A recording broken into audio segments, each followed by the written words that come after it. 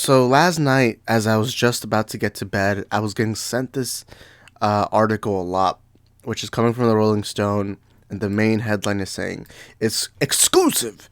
Fake accounts fueled the Snyder Cut online army.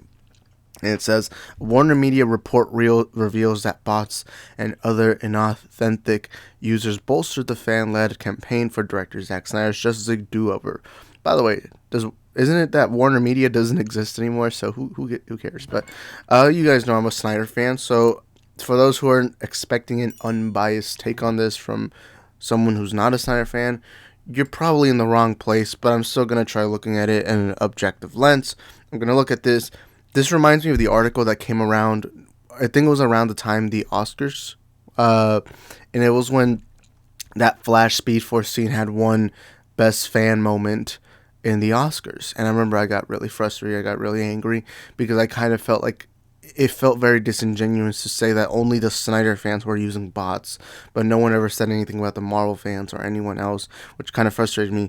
And in this article, I've not read it yet. I'm gonna read it completely right here. I'm gonna try giving them the benefit of the doubt, but right now it's not looking good.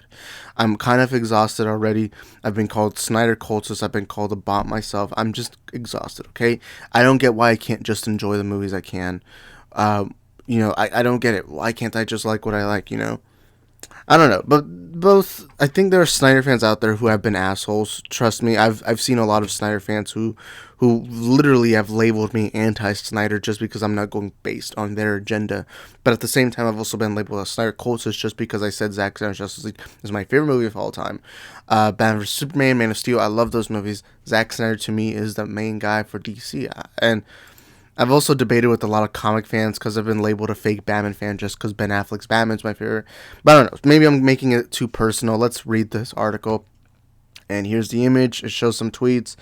Of course, I don't need to give you all much context, but if you remember back around 2018, 2019, and 2020, around that 3-year, and you could also include 2017, 4-year time span.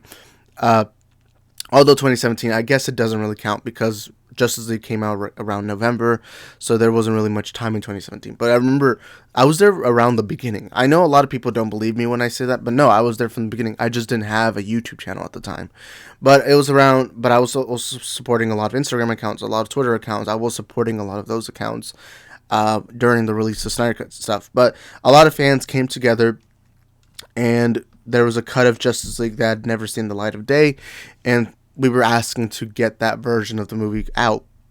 And of course, after years of campaigning, the movie eventually came out on HBO Max in March of 2021. It got announced around, I believe it was May or June of 2020. And I still remember that day, man. I still remember. It was a special day.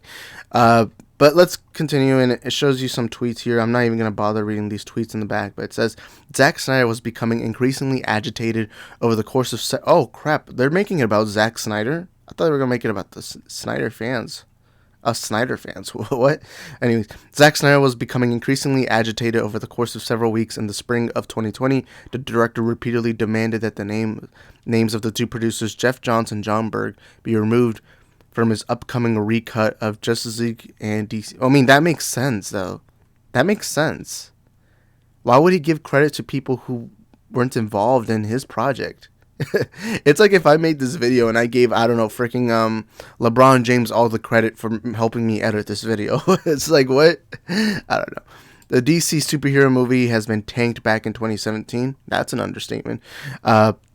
His high-powered CAA agent began calling Warner Bros. Daily to check on why the pair hadn't been excised from the list of credits. Simultaneously, Snyder's wife, Deborah, another producer on the film, started pressing an executive in the studio story department with the same directive. Snyder admits the couple asked the studio to intervene after a personal plea to John and Berg was ignored. On June 26, 2020, Snyder had enough, according to multiple sources familiar with the matter. Snyder confronted an executive in the studio's post-production department and issued a threat. Jeff and John are dragging their feet. Oh, wait, okay, so here's the quote that Zack apparently said. Jeff and John are dragging their feet on taking their names off my cut. Now will destroy them on social media. What the fuck? I'm sorry, I don't believe this. I don't know. Okay, so let me be clear. I don't know Zack Snyder. I've never met Zack Snyder. I'm only going based off what I've seen on interviews, the way he talks. He always came off to me as someone who's relaxed, who's vibing, who's chill, who's calm. Um, I don't know to believe this. I don't know if Zack is the guy who would say, now I will destroy them on social media," making it sound like he's Darth Vader, man. Like, what is he, like the Antichrist or what? I don't know, man. But no, I mean, he has a point. Why would he give credit to Jeff and John, who weren't even involved in his version of the product? You know, why would he give them credit? Why would he give them credit? They don't deserve that credit. I don't know. But the thing that I don't believe is that, so they make it out to seem like Zack specifically went out after Jeff and John on social media. But the thing is, so from what they're saying is that this all began in June of 2020. Well, from what I remember, and I'm only going based on my own experience, people were already criticizing Jeff Johns for years, 2018, 2019. I still remember before Zack had ever said anything. Jeff was always, his name, like his reputation with DC is now diminished, but it wasn't diminished in 2020. It was diminished back years ago, way before this. So I don't believe this because Zack, I'm pretty sure Zack already knew what the landscape of the Snyder Cut was already on Twitter and Instagram. I mean, I think he already damn well knew that Jeff Johns already, his career was already diminished, you know?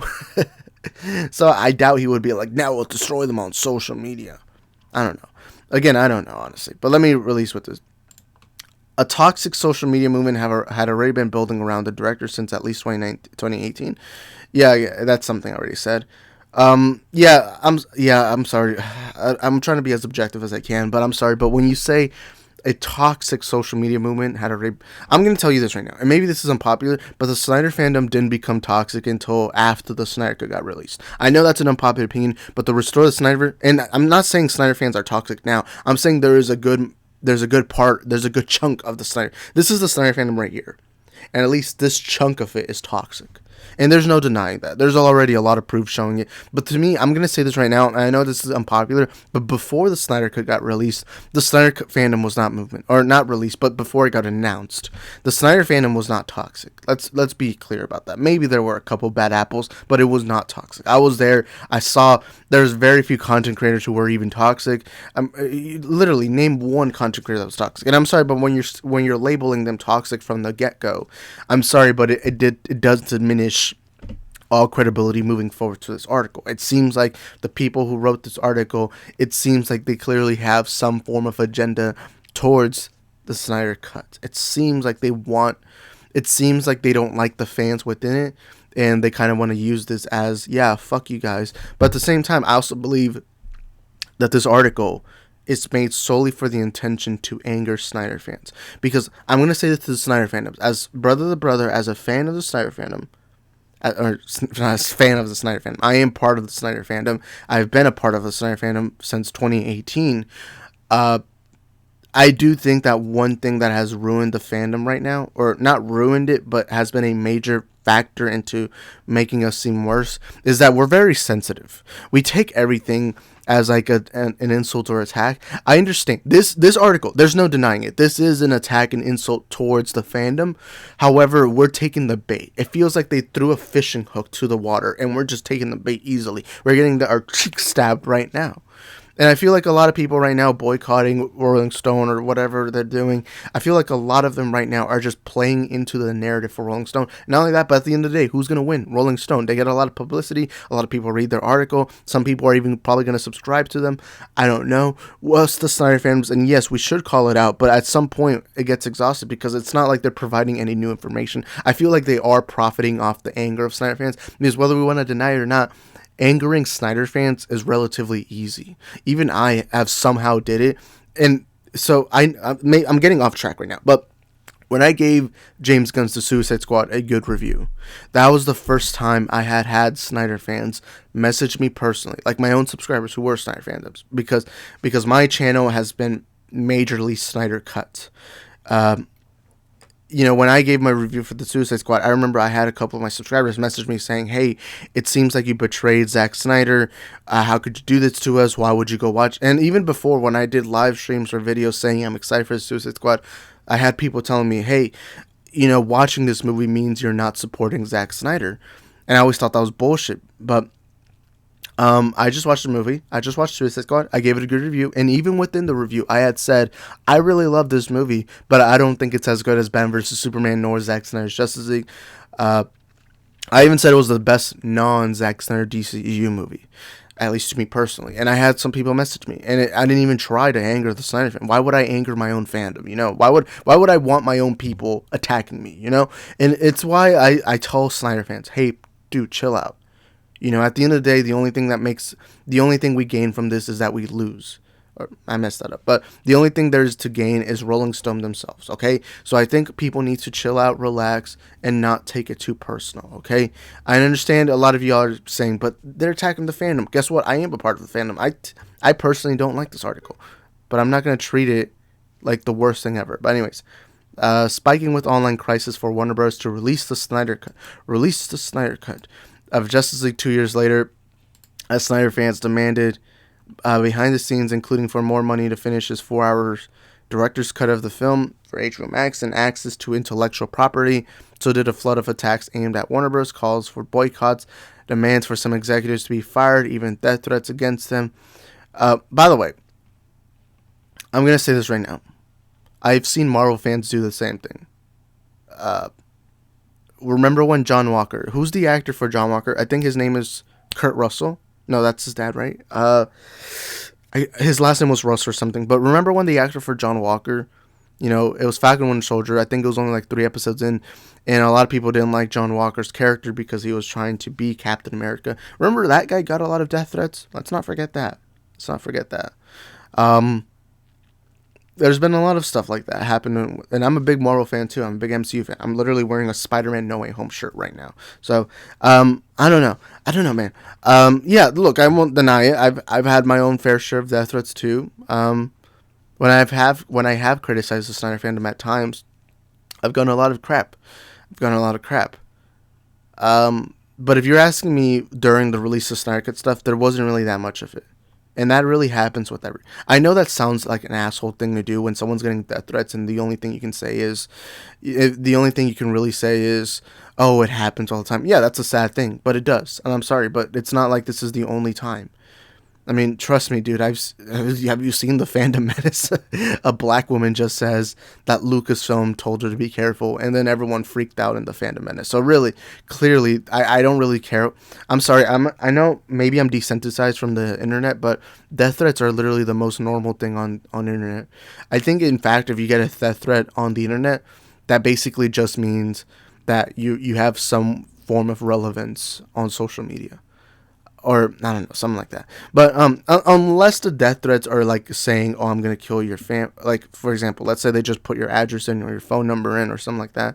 That's when you can take it serious. But I don't know. I mean, I still don't want that to happen. Like, to people who sent the death threats to any of these people at Warner Bros., yeah, they can go suck off. They're not real Snyder fans. But I don't know. I understand this point, but at the same time, Marvel fans do it all the time. Star Wars fans do it all the time. I feel like with Snyder fans, y'all have such a higher expectation, I don't know. And then it says, fans went after anyone or anything deemed a danger to the so-called Snyderverse, including directors like Adam Wingard, whose Godzilla vs. Kong launched on HBO Max 13 days after the Snyder Cut and stole some of its thunder. No, it didn't. It didn't steal its thunder. I think 13 days is plenty enough time for people to be excited for the Snyder Cut. If I remember correctly, that's not what happened. If I remember correctly, it was just the Snyder Cut came out. And I remember for the last couple of days, it was like the main talk in movie fandom. And it even got to the point where a lot of people didn't like Falcon and Winter Soldier. Literally, the first episode debuted after the Snyder Cut got released, and everyone was forgetting about it. Like, or not everyone, but MCU fans were. But for the most part, you would see on social media there were still more people talking about the Snyder Cut than Falcon and the Winter Soldier. Godzilla vs. Kong didn't steal its thunder, because 13 days is plenty enough time for people to watch. But yeah, I don't know. I don't know what to believe that. And it says, and movies like Wonder Woman 84, which Johns was a writer, The onslaught included cyber harassment so severe Warner Bros. Security Division got involved. A Warner Bros. Discovery spokesperson declined to comment as it matters predates the current leadership and new company. From what I remember, there wasn't really a lot of Snyder fans that attacked Wonder Woman 84. I mean, there's a lot of them that gave it negative reviews, but that's because Wonder Woman 84, at least to most people, is not a good movie. To me, I didn't like the movie. You guys know I didn't give it a good review. I don't know. Because from what I remember, and I'm only going based off what I remember, so maybe this isn't the best source of information, but from what I remember, no one really cared about Wonder Woman 84, or not to the point where there was harassment. There obviously probably was, but at the same time, it just seems like they're being very vague about the harassment. They're not saying who is sending the harassment, what were the messages, or anything. I don't know, man. I don't know. And as the mayhem built, many insiders questioned how organic the Snyderverse Legion really was, according to the two reports commissioned by Warner Media and recently obtained by Rolling Stone. At least 13% of the accounts that took part in the conversation about the Snyder Cut were deemed fake, well above the 3 to 5% that cyber experts say that typically see on any trending topic. In public filings, Twitter has estimated the percentage of daily active accounts on its platform that are false or spam is less than 5%. So while Snyder had scores of authentic flesh and blood fans, those real stands are amplified by disproportionate numbers of bogus accounts. I don't know, man. I don't know. 13% really isn't that much. I mean, it is, but it's not enough to where you can justify that the Snyder fans are bots. I don't know. The thing that frustrates me, and I'm going to say the same thing I said about the Flash Oscar thing, is I feel like every fandom uses bots. Star Wars fans, Marvel fans, I feel like a lot of fans use bots. I don't know why the Snyder fandom is put to such a high standard. But I don't think it's right to use bots, but at the same time, I don't get why it matters so much. Because at the end of the day, if there was bot usage, you know what that got? That got HBO Max to be able to say, hey, we have some exclusive... Because we have to remember, during the streaming wars, Disney Plus, Hulu, Netflix, HBO Max, all these streaming wars, you need exclusive content to where you can say, hey guys, this is our platform. If you want to use our platform, here's some exclusive content. You want to see this exclusive content? Well, you got to subscribe to this streaming service. And I feel like regardless of it, I think there was a boost of subscription from HBO Max. I believe Zack Snyder's Justice League was the first or second most viewed thing on HBO Max back in 2021, and I feel like that's a win-win. I don't know, man. It clearly got them a lot of subscribers. Maybe not the amount they wanted. I don't know. I honestly don't know the numbers, but I feel like it's a win-win regardless. You know, I don't really think it matters that much. And not only that, but it's not like it's such a high... Like, if it was like a 30%, maybe we can start talking. But 13 really isn't that much. Except it's for your EDP 445. I'm just kidding. I don't know. Two firms contacted by Rolling Stones that track the authenticity of social media campaigns, Q5ID and Graphica, also spotted... What the heck kind of company name is this? I don't know. Also spotted an authentic activity coming from the Snyderverse community. And yet another firm, Alethea Group, found that the ForSnyderCut.com domain, which claims to have made the release to Snyder Cut hashtag go viral. Honestly, I don't know if that's true. If they did make it viral, it probably was. All I remember is that around when Justice League 2017 came out, I think it was like a couple months later, so that would mean around the beginning of 2018. I remember that the hashtag started being promoted a lot. There's videos trying to explain what the Snyder Cut was, and I remember since I was already a fan of Batman vs Superman, Man of Steel, I was already a Snyder fan. I was just like, oh crap, I didn't really know, because at the time I didn't really know much about what directors really did in Hollywood until I started learning, and then I think around early 2018, that's when I was becoming that's when I started promoting release of Snyder Cut. I started learning about the fandom, or not learning about the fandom, because the fandom was relatively... All I remember is that this fandom wasn't that big when we first began, because a lot of film pundits were making fun of us. We were seen as a small community, which we really were a small community at the time, and then it eventually started growing a little more during the months. I don't know. And there was even like fans making like fan edits, like what Snyder Cut would kind of look like and everything like that. But yeah. So I don't know if that's true. So I can't confirm that, but it maybe has. I don't know. And became the landing hub for efforts to bring Snyder back to the helm of the DC universe.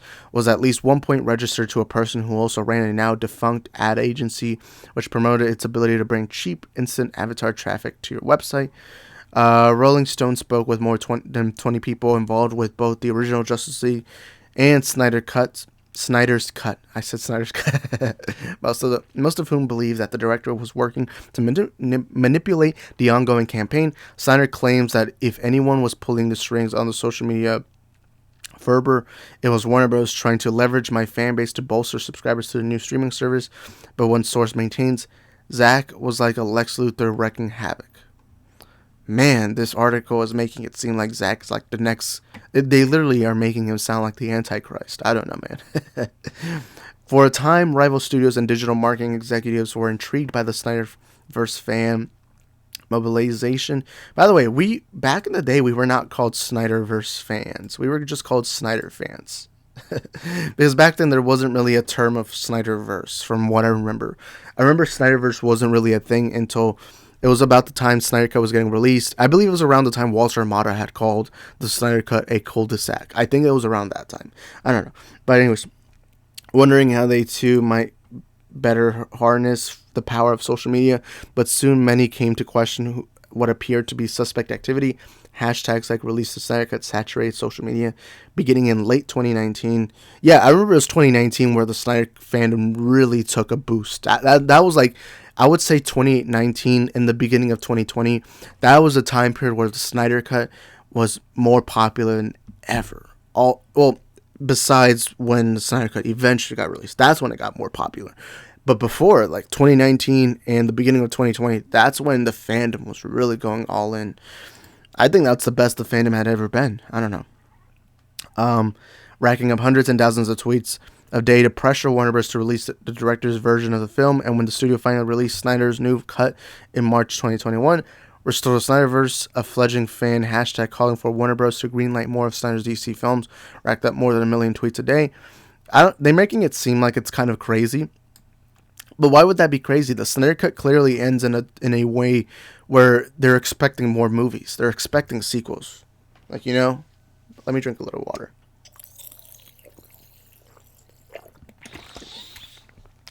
Always stay hydrated. Kids, do not drink soda, drink water. I'm just kidding. Anyways, where was it? I don't know. But they're making it seem like it's crazy. Like, a lot of people are like, oh, why are you wanting to restore Snyder Cut? Why are you trying to restore the Snyderverse? You already got the Snyder Cut. Isn't that what you wanted? But the thing is, the Snyder Cut ends in a way where they're like, hey, there's more. There's more. Like, it's just the thing that baffles me. Why release the Snyder Cut if you're not going to restore the Snyderverse? Because you know that the Snyder Cut was going to end in a teaser way, where it's going to tease future DC stuff, future movies that we're going to get. I don't know, man. But it says, just look at the drop. The hashtag was trending at 1 million tweets a day when they wanted to release the Snyder Cut, and it dropped down to 40,000 within days. Says one digital marketing executive who claims the phenomenon became the talk of Hollywood. You don't see a drop like that organically. Instead, the executive says, it appears to be a classic example of weaponizing movement. I don't know. I mean, I don't know what they exactly they're trying to say. Oh, crap. Look, fucking Rolling Stone. Don't promote your shit right now. Come on, man. I'm making a video. Anyways, in mid-January 2021, 3 months before the Snyder Cut of Justice League was finally released, an Instagram account with the handle Daenerys Lust posted a gruesome image depicting the decapitated heads of John's DC Films president Walter Amada and former Warner Bros. Pictures Group chairman Toby Emmerich. The image rapidly circulated amongst the fandom, with Snyderverse devotees even tagging social media accounts of some of the children of the trio.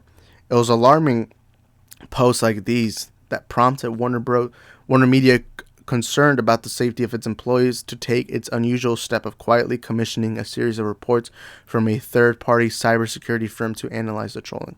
I'm going to say this right now. I actually remember seeing an image like this. I don't remember if it was from Daenerys, because I know there was a lot of other pictures like this. I'm going to say this right now. You should not be making images like that. I'm going to say this. This is the only time I'm going to criticize the Snyder fandom right now. Uh, this makes us look bad when you post pictures of decapitated heads. Or, yes, heads like that. I remember seeing an edit of that image of Wonder Woman where she's holding the 3 heads, and those 3 heads were Toby Emmerich, Walter Amada, and Jeff Johns. We have to understand that makes us look bad as a fandom. I don't know. I don't think that's all right, because I feel like that's just way too much, especially because these are just movies. We have to understand they're just movies. We should be supporting Restore the Snyderverse. We should be trying to get the movies we want out there, but we should not be going this far where we're showing decapitated heads. Like, come on, guys, that's just childish behavior right there. You're acting like a Call of Duty 12-year-old. Come on. The reports had taken a mystic status with Warner Bros. Some even doubted they even existed, but a small group at the parent company did have access to them. The main report, dated April 2021, entitled Snyder Cut's social media presence offers a chilling glimpse inside the powerful movement. I don't know. They're making it seem like we're promoting Nazi propaganda. I don't know. They're making it seem like we're the next Third Reich. It sounds like we're neo-Nazis for some reason. I don't know. Or next Communist Party. I don't know. They're making it sound like that. I don't know. I don't care. After researching online conversations about the Snyder Cut of the Justice League's release, specifically the hashtags Release the Snyder Cut and Restore the Snyderverse on Facebook, Twitter, and Instagram, the analysts detected an increase in negative activity created by both real and fake authors. The report concluded, one identified company was made up of real and fake authors that spread negative content about Warner Media for not restoring the Snyderverse. Additionally, 3 main leaders were identified within the authors scanned on Twitter, Facebook, and Instagram, 1 leader on each platform. These leaders receive the highest amount of engagement and have many followers, which gives them the ability to influence public opinion. Furthermore, the report stated many authors were spreading harmful content about then Warner Bros. Chairman Ann Sarnoff, who had called the fan trolling reprehensible. In an interview with Variety, with the majority of authors calling her a liar for the claim that there is no Snyder Cut of the movie, and called for Warner Media to fire her. These authors also started using a hashtag boycott Warner Bros. Another internal report found an active subcommunity that was attacking Johns. Let me drink some water. Sorry, guys, I'm reading too much. Where was I? Rolling Stone asked 3 other cybersecurity and social media intelligence firms, including I don't want to read these numbers, to crunch Snyderverse related data from the months leading up to the Snyder Cut's 2021 release, looking for indications of inauthentic social media activity. Such activity could take a number of forms, including attempts to manipulate discourse involving human-operated networks of inauthentic accounts, or the use of software to automate accounts posting and engagement activity, often referred to as bots. Q5ID, I don't even know what kind of name that is, Chief Information Officer and Chief Technology Officer Becky Wanta, says her firm's analyst indicates there's no question that bots were involved. Wanta explains there are certain patterns that bots give off that we saw here. They arrive at almost the same time in huge numbers, and many times the origin of thousands or even millions of messages can be traced to a single source or 2. Sometimes they can be traced to unusual servers to remote countries, and their content will be precisely similar. That means a fandom amplified by fake accounts helped shake down a major studio at an ultimate cost to Warner Bros. Of more than $100 million to re-release a movie that had already bombed years earlier. At the end of the day, the whole point of investing, wasn't it to boost subscribers for HBO Max? Because we have to remember, at the time, HBO Max didn't really have much exclusive content. The Snyder Cut was really the first major form of exclusive content on HBO Max. Besides, like, the day and date, because I know in 2021, Warner Bros. Made the stupid decision to put all their theatrical movies on HBO Max. Obviously, it didn't work out for them, because if it had worked out, why didn't they keep doing that? Because Matrix Resurrections was the last movie to do that. So far in all 2022, Warner Bros. Has not done that. I don't know. The campaign didn't end with the so right here, from what it sounds like, it's like you're turning a failure into a success. They're making it seem like releasing this other version of the movie was just going to amplify how bad the other movie made. I don't know. I don't care. Anyways, the campaign didn't end with the March 18, 2021 release of the Snyder Cut. The Wrap reported in May that bots may have factored into Snyder winning 2 fan-favorite awards at this year's Oscars, and according to social media firm Graphica, the pattern of mostly organic social media frenzies argumented by a small number of inauthentic accounts is still playing out. We see clear signs of coordinated online activity from May and June this year when multiple communities push hashtags promoting Zack Snyder and deriding Warner Bros. Avanish Chandra, a data analyst at Graphica, tells Rolling Stone, as examples, Graphica points to accounts that seem to exist only to barrage Twitter and replies of Warner Bros. Social media accounts with constant pro-Snyder hashtags.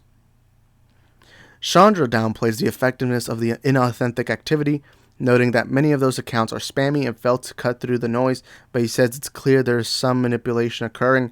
The bulk of the activity was made up of real and passionate users taking directions from influential figures in the pro-Snyder community. Pro-Snyder? Y'all are making it sound like this is like an abortion debate. I don't know, man. It's not that important, man. Come on, chill out. Chandra says, we regularly see these types of adversarial social media campaigns that are driven by real people coordinating online. When you kick the hornet's nest of a large, engaged, and confrontational fan community that can just be as, if not more, scary as facing down an army of fake accounts. I don't know, man. It's not that bad. Come on, chill out. Although it did get bad around 2021. I won't deny that. I mean, I literally called it out. Why am I getting promoted freaking albums from like artists I don't know? Anyways, let me drink some water a little more.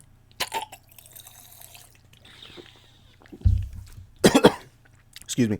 Every superhero tale needs an origin story, and the groundwork for the Snyderverse siege to have laid well before 2020.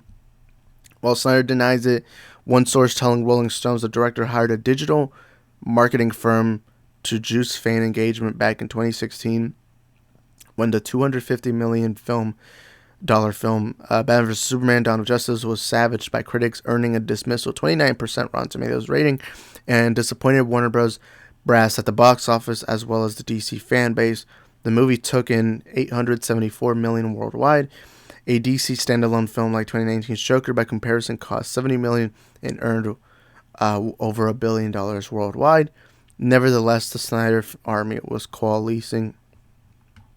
On February 27, 2017, Snyder showed his first cut of the much-anticipated Justice League, intended to be DC's answer to Marvel's all-star superhero juggernaut, The Avengers, which had earned over $1 billion worldwide 5 years earlier, and was directed by Joss Whedon. Executives at the studio, headed by the time of former chief Kevin Tashijura, I'm sorry, I can't pronounce that, felt that the film had major issues, including that it was convoluted and still too long at more than 2.5 hours, and the movie was deemed a disaster and full-on failure by those in the room, and as a result, the studio pivoted and enlisted Whedon to come on as a writer and consultant, according to multiple acknowledgeable sources. One thing I don't like is that they're not saying anything about how Zack had to step away from Justice League for a while because his daughter had passed away. That's something I don't like that they're not bringing up, because that's always been one of the moral things I didn't like. It's like, I feel like if you really wanted to end the Snyderverse conversation or just end the Snyder Cut and move on with reboots, I feel like the smartest thing would have been at the time was to first release the Snyder Cut as it is. Maybe cut it up a little bit, because 4 hours maybe is too much for a theatrical movie. But it's like, why don't you just release that? See what the audience and critics are feeling. And hey, if it's seen as a bad movie, let's say many people didn't like it, then you now have a perfect chance to just say, hey, it didn't work out, we move on.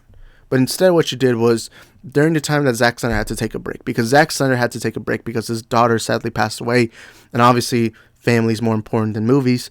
During that time, you try to use this to justify having to change everything up, and that till this day it still hurts. It still like pisses me off, because morally that is horrible. Why would you just wait for the death of somebody's daughter to do things like this? And that's why it frustrates me. I don't know. I just hate that they didn't bring that up.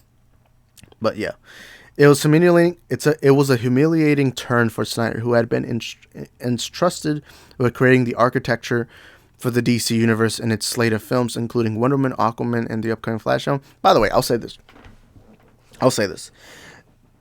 Batman vs. Superman didn't get the Ultimate Edition in theaters. So people still to this day don't even know about that version. And they only know the BVS version, which is incredibly confusing. And it takes away from the movie. So I feel like that was injustice. And not only that, but remember, Wonder Woman and Aquaman were two very successful movies. So he didn't fail. Aquaman and Wonder Woman, yes, he didn't direct them, but it was part of his universe. And those movies succeeded. Aquaman even made $1 billion. Who would have ever thought that a story about a guy who can talk to fish would make $1 billion? Now, we don't know about the Flash movie, but we know that Zack barely even had that much of a chance to construct his DCEU. Zack didn't even get to show his Green Lantern. He didn't get to show any of that. Before the Snyder Cut, we didn't even know who the big baddie was going to be. Darkseid, who? Like, you know what I mean? It frustrates me. 9 days later, Snyder presented another cut to a smaller group. It was still well over 2 hours. Whedon gave notes on that cut. Some say Snyder wasn't receptive. Then in mid-March of 2017, Snyder, a father of 8, endured... Okay, now they're bringing it up.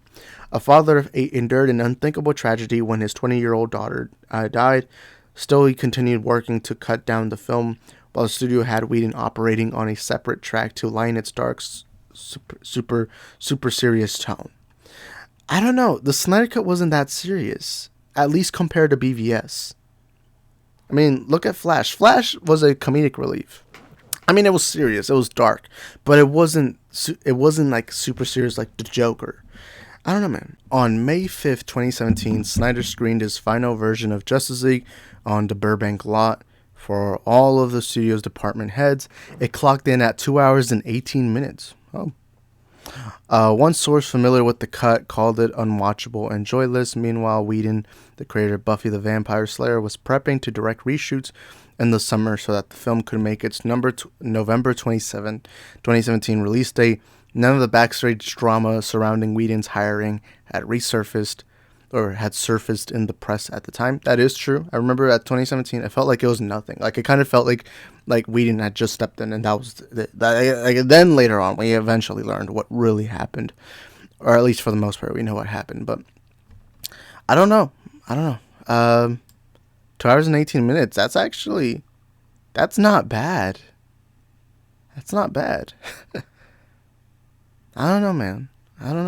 I don't know how you bring in Whedon, who's a completely different director, and you make him use Snyder's footage, and you make him edit it in a way where it's a little different, or not a little different, but very different, and then have him reshoot. However, you don't change the damn release date, and you still keep it at November. How the heck do you expect somebody to make a movie in the summer and then just release it by November, before Thanksgiving? I don't know what the heck Warner Bros. Was thinking doing this. It's like if you wanted to make the November 2017 release date, then you just let Snyder just put his movie out, the 2 hour and 18 minute version, and then if it's bad, then okay, you can move on. I don't get it. This just seems so stupid. It seems like they created mayhem for no purpose. They thought, what I assume is that they thought Whedon was going to come in and he was just going to automatically make this Avengers movie that, it's just Avengers comedy, haha. Oh, sorry, my bad. I got to check the audio. But they assume that it's like, how do you expect somebody to make a movie like that in just the summer, I don't know. 2.5 weeks later, on May 22, 2017, Snyder announced the news of his daughter's death and his exit from Justice League. His wife, Deborah, also said she was taking a break to focus on healing. In the last 2 months, I've come to the realization I've decided to take a step back from the movie to be with my family, be with my kids who really need me, Zack Snyder told The Hollywood Reporter. They are all having a hard time. I'm having a hard time. And yeah, that's sad, man. But Warner Bros. Released Justice League with a star-laden cast of Ben Affleck, Henry Cavill, Gal Gadot on November 17, 2017. And it was quickly proclaimed a disaster. That is true. I still remember. What it was. I think that was honestly the nail in the coffin when it came to the Marvel-DC rivalry. Because in 2017, Marvel and DC were like head-to-head. Versus, you had BVS, Civil War, Suicide Squad, and you had this rivalry between Marvel and DC that was incredibly toxic in 2016. And I still remember that Justice League 2017 was kind of the nail in the coffin. I remember a lot of Marvel fans use that movie as, see guys, DC has nothing. DC has none to prove. Anyways, critics bristled at the schizophrenic result, a mashup of Snyder's brooding, violent R-rated version poking through Whedon's campy PG-13 incarnation. The film's $658 million global haul was an embarrassment given its $300 million budget. By contrast, the DC standalone Wonder Woman movie made $165 million more than Justice League, but with half the budget that same year. That Justice League 2017, I still consider it one of the biggest failures in all Hollywood history, man. And the problem is because Zack Snyder and Joss Whedon are incredibly different filmmakers. They're incredibly different. And what pisses me off to this day is that Warner Bros. Really expected to bring in Whedon and have him just use the footage that Zack had filmed, but also let him shoot a couple more scenes and then edit it in a weird way where it was a Whedon movie, but you were using some of Zack's footage. You know, it's till this day, I still don't get the stupid reason for doing that. But anyway, Snyder had created the architecture for the entire DC universe. He is responsible for casting Affleck, Godot, Ezra Miller. I don't think that's a flex anymore. I'm just kidding. Jason Momoa, Ray Fisher. I think the Ray Fisher casting is one of the most brilliant castings of all time, man. And Amber Heard, that's not good. And was a producer on various standalone and spin-off films like 2016 Suicide Squad, but he's now on the outside. The studio was looking to take the universe in a different direction and making plans to replace Affleck and Cavill. Around this time, sources say Snyder sent one of his editors to the studio to retrieve hard drives that contained materials for Justice League. Snyder was asked to return them, considering they were studio property. He balked. Snyder says that he was contractually entitled to files connected with the film, that the materials were for my personal use, and that he was not asked to return them at that time. Security was notified, sources say, but no action was taken. No one expected Snyder to begin tinkering with the alternate cut of the film. I think a director should be allowed to keep the footage that they filmed. I'm not saying, release it on their own. If Snyder had released all the footage on YouTube and made his own version, I feel like there, legally, I guess he could be in trouble. But to just keep the footage, I think and make his own cut without having to release it, at least the way he had it edited. I feel like that should not be a problem, honestly. But a new force was rising, the Snyderverse army. And again, we weren't even called the Snyderverse army at the time. So, yeah. For SnyderCut.com, one of the loudest and most influential voices in online Snyder fandom, made its debut in late 2017. And according to both the site and the main report commissioned by Warner Media, played an influential role in making the Twitter hashtag released to SnyderCut go viral. This is just behind the scenes image. It's unclear who precisely is behind the site. 4 participants are listed there as developers, including a self-identified fan and site owner and site founder who purports to be from China, named Fiona Zhang. I want to give you guys context. Fiona Zhang was literally at DC Fandom interviewing Zack Snyder. There's your context right there. The site was originally registered using a privacy service in December 2017, but web-registered records show that during a brief lapse in the privacy protection from mid-March to mid-October 2021, a digital marketing consultant named Xavier Lanes was listed as the registrant for SnyderCut.com. The social media analyst firm Alethea tells Rolling Stone that it is highly unlikely that ownership changed hands before or after that period. A LinkedIn account for Lanes, who is not mentioned for SnyderCut.com, identifies him as the CEO of a Los Angeles-based digital ad firm called My Agency. Oh my God, what a name. The website agency.com is no longer active, but an archived version of the site touted such services as bringing cheap instant avatar traffic to your website. The agency boosted, we use the latest technology concentrated on the palm of your customer's hand to grow your business beyond your wildest dreams. Snyder denies knowing or ever hiring Lanes. Lanes did not respond for a request for comment. Zhang, meanwhile, despite prolific tweeting about Snyder from 2016 up until the day of the Snyder Cut's release in 2021, he had posted just twice since then. A query to Zhang was unanswered.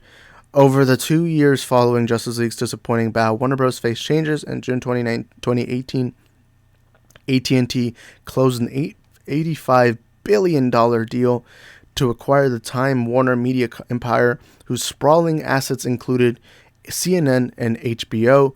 The following year, Tisha Jora resigned following a Hollywood Reporter expose about his apparent efforts to secure roles for an inspiring actress with whom he had sexual relationships.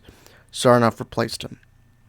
All the while, Snyder fandom continued to call for the studio to greenlight the Snyder version of Justice League, launching a Change.org petition and mobilizing the hashtag Release the Snyder Cut. Executives who didn't fall in line faced a social media beating. Former DC Entertainment president Diane Nelson deleted her Twitter account in September 2018 after Snyderverse adherents targeted her for merely praising Todd Phillips' Joker, a film that exists outside of Snyder canon. Now, I'm going to be honest right now. I don't know exactly what the heck happened with Diane Nelson. I don't know the context of that, so I can't really speak on that. I feel like there may have been more to this, but I don't know. I'm just saying I don't know.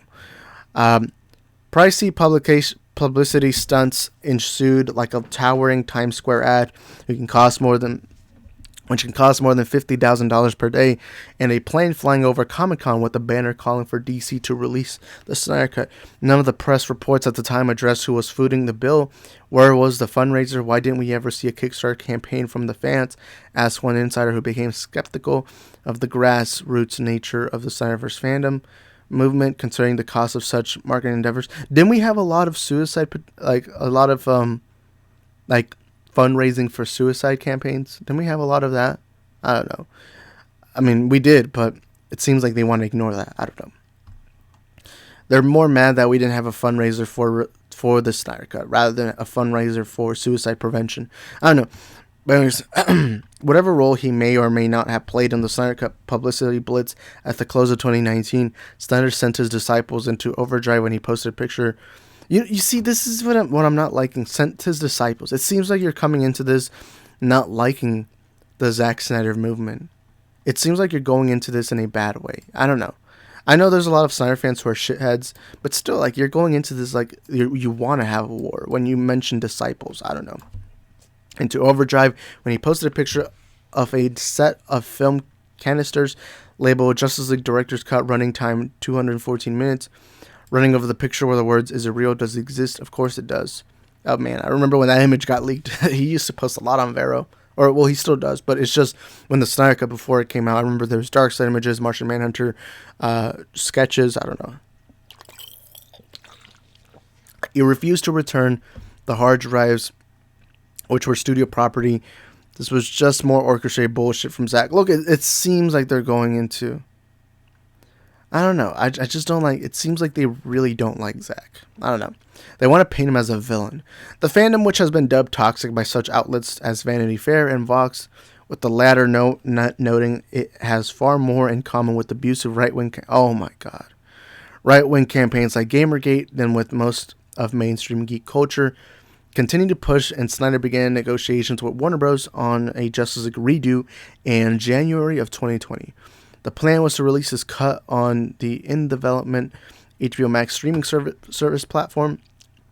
Sources say the director insisted that no new footage would be needed after Snyder screened the 2:14-minute version at his home right before the March 2020 COVID lockdown. Now, this part is true. This did come out to be true. Even Zack himself was talking about how it was like to go back into Warner Bros. Into Warner Bros. Studios and tell them, hey, we can do this, we can do that, you know. Anyways, right before the March 2020 COVID lockdown, HBO Max executive Bob Greenblatt greenlit the project, and a move signed off by new Warner Bros. CEO Jason Kilar. The company officially announcing the film on May 20, 2022.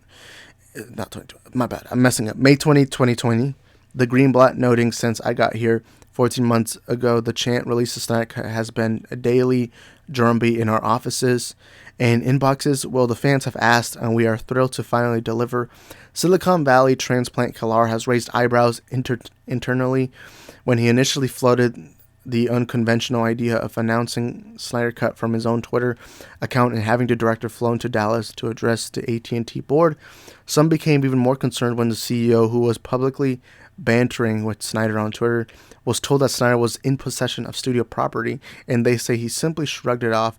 Killar says he never had the remotest thought to fly Snyder to Texas to address the board, and says he would never shrug off someone having studio property. Now, I'm not going to lie to you. I wish they had flown Snyder to Texas because I'm from Texas. I'm from Houston, Texas. So, I'm just kidding. Still, Snyder wasn't satisfied as Johns and Berg's names remain on the project of summer 2020. That I 100% understand, because of course John and Berg didn't have anything to do with the Snyder Cut. Anyways, sources say the director blamed the pair for his losing control of the DC universe when they replaced him to run the portfolio of superhero films back in 2016. I don't know. And then after 4 months of a fan siege targeting Johns and Berg, they were quietly removed from the credits. Snyder notes that neither he nor his wife have ever said anything negative about Geoff Johns or John Berg on social media or in interviews. That is 100% true, because I did search this up, and they had never really spoken about Geoff Johns or anything like that. And it says they wanted the pair's names removed from the credits because this was not the movie they believed in, developed, or helped us to get made. Around the same time, Killar agreed to give Snyder $60 million for post-production and special effects works. That figure marked a significant bump from initial reports that pegged finishing cost at $20 to $30 million. What the studio didn't know at the time was Snyder had already shot footage in his backyard at the height of the pandemic. Sources say the rogue shot floated COVID protocols and union guidelines. Snyder acknowledges 2 shots were done in his backyard during the pandemic, insisting that both adhered to COVID protocols and noting that 1 shot was authorized by Warner Bros. Furthermore, they say Snyder wanted an additional $13 million to cover additional production costs. Sarnoff pushed back as extra footage wasn't part of the deal. Meanwhile, the Snyder controversy had begun spinning in new directions.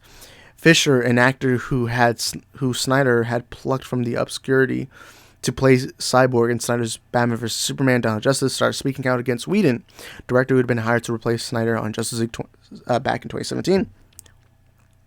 Joss Whedon's on-set treatment of the cast and crew of Justice League was gross, abusive, unprofessional, and completely unacceptable. Fisher tweeted, he added bringing Snyder's alleged threat regarding his one-time colleagues to fruition 5 days.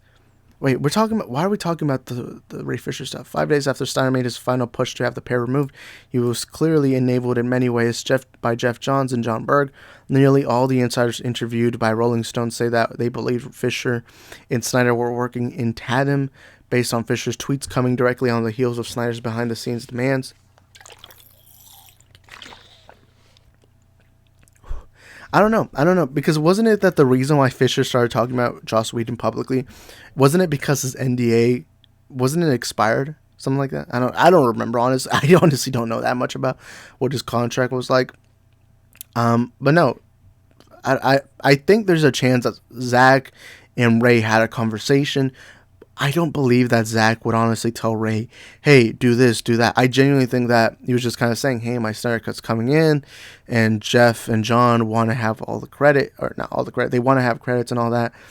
And I feel like that may have caused Ray to finally start speaking up publicly. I doubt it was just Zack called him and said, hey, we need the Snyder Cut, we need to end them, or anything like that. I don't know. Fisher declined comment to Rolling Stone. Gal Gadot echoed Fisher's complaints about Whedon's on-set behavior, saying that the director kind of threatened my career and said if I did... Yeah, this is the whole... we're not going to read that. But anyways, but we all know that. Gal Gadot... Whedon shit-talked Gal Gadot. Whedon has denied these accusations against him. As for Fisher's I don't know. I don't even want to read all that. I feel like we've already read this part. You know, the whole Whedon saying that the reason why he didn't like Ray Fisher, or he was saying something why he cut out a lot of Ray's scenes as Cyborg. I don't know. Anyways, let's read the rest. The same month, the battle who was brewing between Snyder and DC Films president Walter Hamada over a Snyder Cut arc involving the character Martian Manhunter. Sources say the character never appeared in the script, leaving the studio blindsided. Hamada demanded the footage not to be used. DC had other plans for Martian Manhunter and didn't want him wasted in 2 random scenes. But sources say Snyder threatened to delete other footage if he didn't get his way. which makes sense because, of course, the movie is called The Snyder Cut. Of course, it's going to be Snyder's version. Anyways, Snyder denies this and adds that he had no ability to do so. At the same time, Fisher turned up the dial on Twitter, taking direct aim at Hamada, calling him the most dangerous kind of enabler.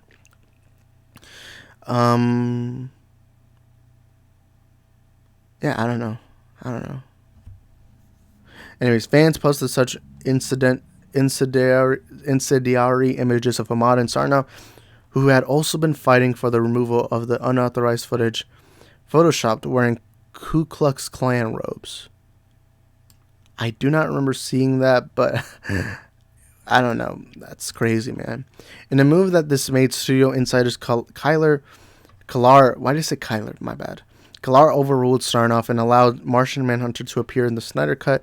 The director was also given the $13 million he had been demanding in production costs. That brought the studio's total expenditure of the film to $73 million before marketing costs put it up over the $100 million mark.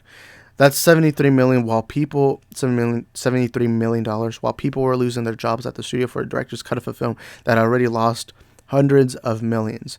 Notes an insider. Snyder says the studio would have released my version of Justice League unless it made financial business. Well, and I don't want to be that guy, but no shit. Every company's gonna want to make money. That's the whole point of this. Movies are money-making attractions. I don't know. So I mean that is true, of course, because HBO Max was just launching, or not just launching, but they didn't have any exclusive content at the time. And if they did, it was like shitty content. I don't know. Excuse me, by the way. But for those who thought the Snyderverse mob, look, I hate that. I hate that they seem like they really want to push the trigger finger. I don't know. Mob would move on. They were mistaken. In early 2021, Fisher attacked Warner Bros., then Global Communications head Johanna Fuentes for some unspecified role for Kravitz investigations. Fans that began harassing Fuentes, a woman of color, on Twitter, and oh my god, man. This is the stupidest part about it. They're literally trying to show you, look guys, the Snyder fans are racist because they're attacking a woman of color. Haha. But yet they don't really want to show you what Ray Fisher's accusations. I don't know, man. I don't know. I don't like this. I don't know. A simple story written by his reporter about Kiersey Clemens being cast for a Flash standalone movie also incurred the wrath of the collective just days before the Snyder Cut release in March 2021. Snyder called to say he wanted several sentences from the story removed. I'm just telling you what the fans are going to do.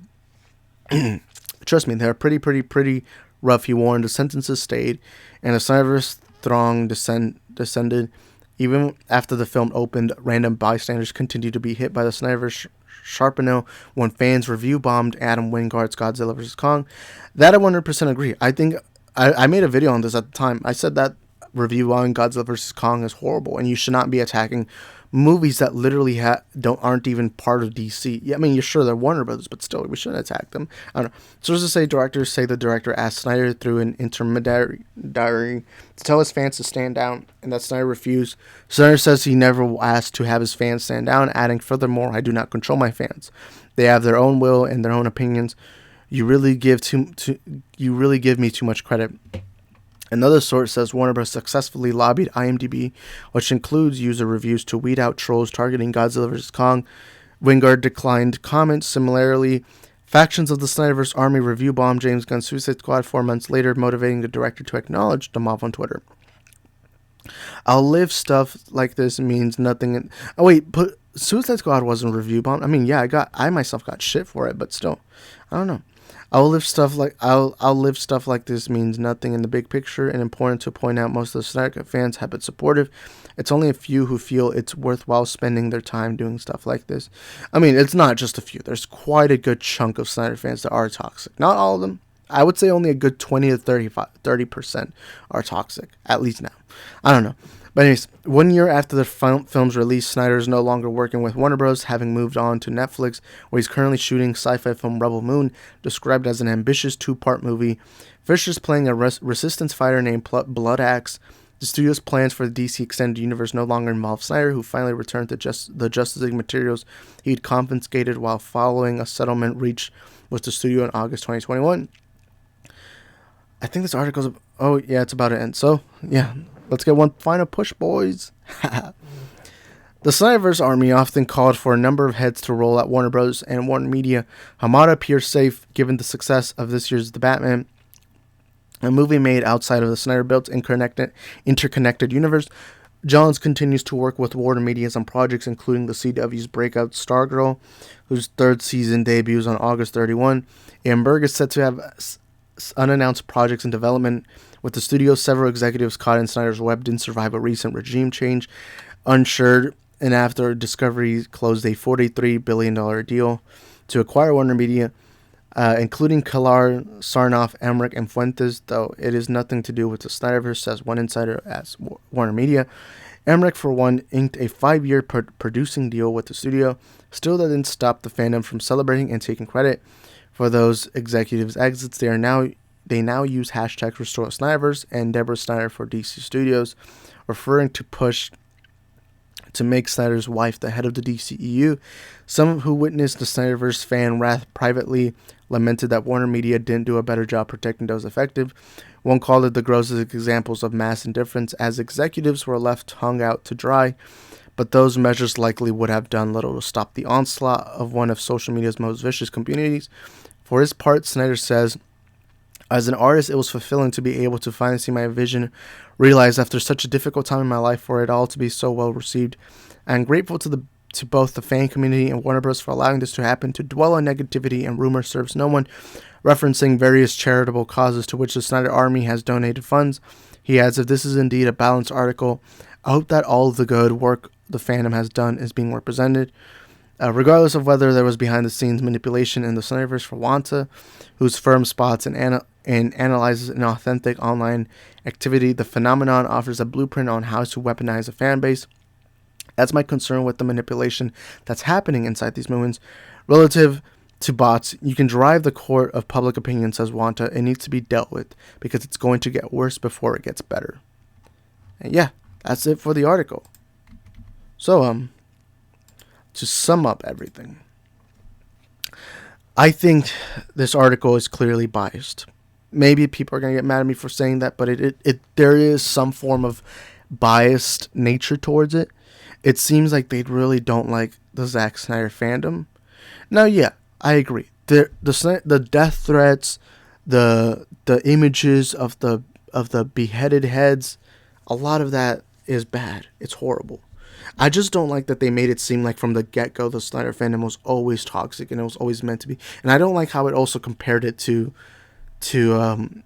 what's that? What was it called? It happened. It was that alt-right thing. I don't know, what is it called? Gamergate. They compared it to Gamergate, which I feel like it's very disingenuous. But I don't know. I don't know what to think really. I get some of the stuff I do believe to some extent, but a lot of it I just think that it does show that there's some clear unbiased. But anyways, that's gonna be it for today's video. I read the article. My voice is kind of dying. You could tell throughout the video my voice is kind of dying. But let me know, what are your thoughts in the comment sections. What do you think about this?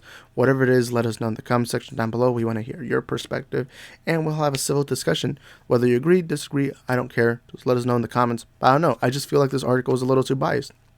I feel like as a journalist, you need to be your best at being unbiased. And I didn't see that today. I saw a lot of hatred towards Snyder, but I also will tell this to the Snyder fandom. Do not use your fear. Do not use your, or not fear, do not use your rage. Because I know a lot of Snyder fans are going to get mad and angry and boycott Rolling Stones. But let me tell you this right now. If you do that, you're only feeding into that narrative. Because at the end of the day, whether you want to deny it or not, us Snyder fans, we have caused something where if somebody talks bad about us as a fandom, they get to profit off of it. Andy Signor, Jody's Corner, they got to profit a lot on the Snyderverse hate. And I would even say film got profited off Snyder fans being angry. Anyways, thank you guys for watching this video, and I shall see y'all next time. Peace.